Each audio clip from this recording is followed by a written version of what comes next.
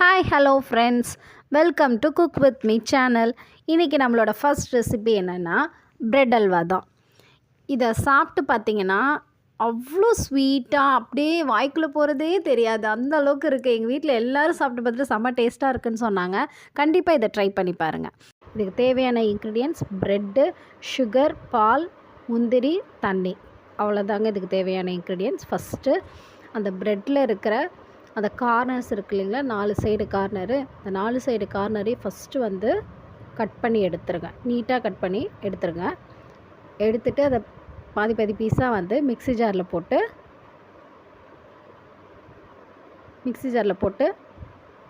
அரைச்சிருங்க. அரைச்சதுக்கப்புறம் அது ஒரு பவுட்ரு மாதிரி கிடைக்கும். இப்போ கேஸ் ஆன் பண்ணி கடாய் வச்சுட்டு கடாயை வந்து நல்லா காயணுங்க. காய்ச்சதுக்கப்புறம் கீ இருக்கு இல்லையா, கீ வந்து நல்லா தாராளமாக, ஏன்னா அப்போ தான் வந்து அல்வா வந்து நல்லா டேஸ்ட்டாக வரும். கீ ஊற்றிட்டு கீ நல்லா காய்ஞ்சதுக்கப்புறம் ஃபஸ்ட்டு வந்து முந்திரி போட்டுட்டு நல்லா வந்து ஃப்ரை பண்ணிவிடுங்க. நல்லா ஃப்ரை பண்ணுங்கள், ப்ரௌன் கலர் வர மாதிரி. ஃப்ரை பண்ணதுக்கப்புறம் கேஸை சிம்மில் வச்சுட்டு அந்த முந்திரியை ஃபஸ்ட்டு எடுத்துடலாம். நல்லா ப்ரௌன் கலரில் வந்துடுச்சு பாருங்கள். இப்போ வந்து எடுத்துடணும். எடுத்துகிட்டு இப்போ வந்து ப்ரெட்டை வந்து அரைச்சி வச்சுருந்தோம் இல்லைங்களா, அதை வந்து இதில் போட்டு நல்லா வதக்கணும். நல்லா ஃபுல்லாக வந்து வதக்கிக்குங்க. இந்த ப்ரெட்டுமே வந்து எப்படி வரும்னா, வதக்கிறது நல்லா ப்ரௌனாக இருக்கணும், இந்த மாதிரி இருக்கணும். இந்த மாதிரி நல்லா வதக்குனா இந்த மாதிரி ஸ்டேஜுக்கு வந்துடும். இந்த ஸ்டேஜுக்கு அப்புறம் நம்ம என்ன பண்ணால் பால் ஊற்றிடணுங்க. இந்த ஸ்டேஜில் நல்லா பால் ஊற்றிட்டு நல்லா கிண்டிக்கிட்டே இருக்கணுங்க.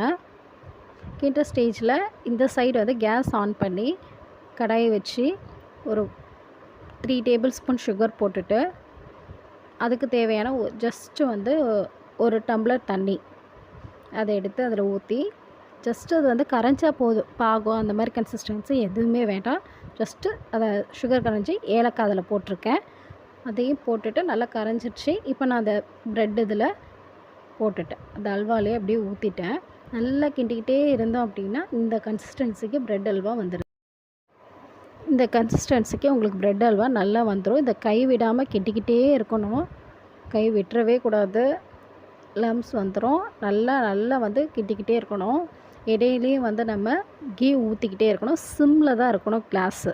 இந்த டைமில் வந்து நம்ம கேஷ்யூ நட்டை போட்டுட்டு நல்லா கிண்டி விடணும். நல்லா கை விடாமல் கிண்டிக்கிட்டே இருக்கணும்.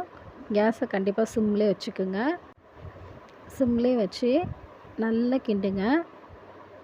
இடையில வந்து அந்த இருக்காதப்போ நல்லா அப்படியே கடாயே ஒட்டாமல் வரணும். அப்படி வர ஸ்டேஜுக்கு நம்ம கீ ஊற்றிக்கிட்டே இருக்கணும். நல்லாயிருக்கும், செம டேஸ்ட்டாக இருக்கும்.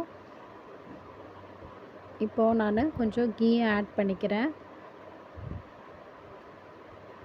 கீ வந்து கொஞ்சம் நல்லா தாராளமாகவே ஊற்றுங்க, அப்போ தான் நல்லா டேஸ்ட்டாக வரும். இதே வந்து நிறைய பேர் வந்து ஆயிலில் வந்து பொரிச்சு எடுத்துருப்பாங்க. நம்ம அந்த மாதிரிலாம் பொரிச்சு எடுக்க வேணாம். இப்போ பாருங்கள், நம்மளோட ப்ரெட் அல்வா ரெடி ஆயிடுச்சு. கண்டிப்பாக ட்ரை பண்ணி பாருங்கள். தேங்க்யூ. தேங்க்ஸ் ஃபார் வாட்சிங்.